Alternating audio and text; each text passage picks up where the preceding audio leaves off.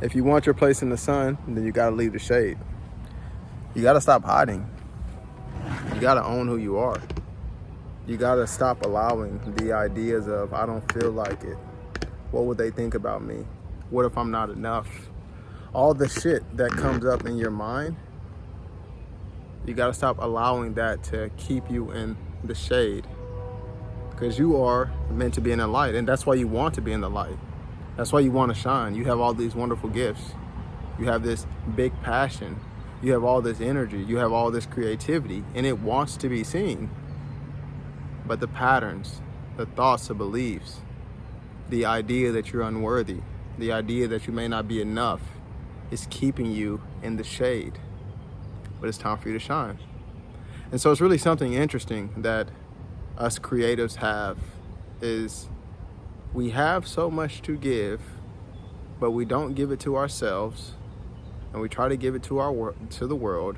And when we give it to the world, they reject it because it's not full, it's not embodied, it's not real, it's not authentic. It's only a portion. It's only a portion of who we really are. And so how do we start to give to ourselves in a way that when we give to the world, people are experiencing the potency, the power, the fullness of who we are instead of these fragmented portions? And the key is ownership. It's about you owning who you are. It's about you owning your gifts. It's about you owning the light and the dark.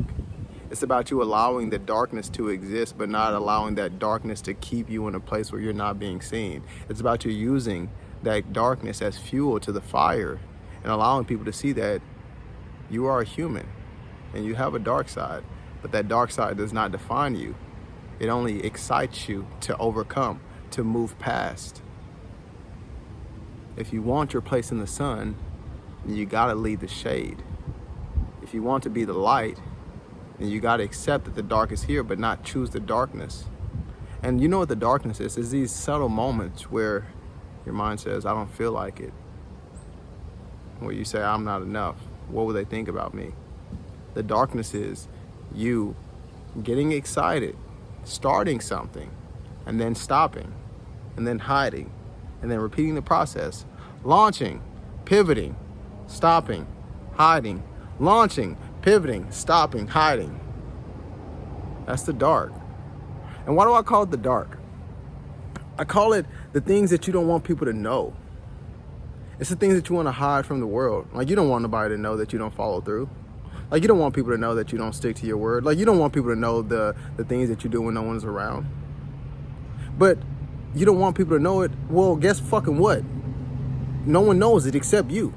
You're the one that know it. And so are you hiding it from yourself? Because you already know it. And so what is this process of knowing it and then transforming it? It's owning that that's there and that's okay and it doesn't define you, but then deciding to take responsibility and accountability and not allowing that to literally be the plight that you live with. You don't have to live like that. You don't have to be that person. It literally takes a decision. It's a daily decision. It's a daily action. It's a repetitious showing up for yourself because you know that you are worth it. You got to get tired of living mediocre. You got to get tired of being on the edge. And that's the thing with you and I. We're so close.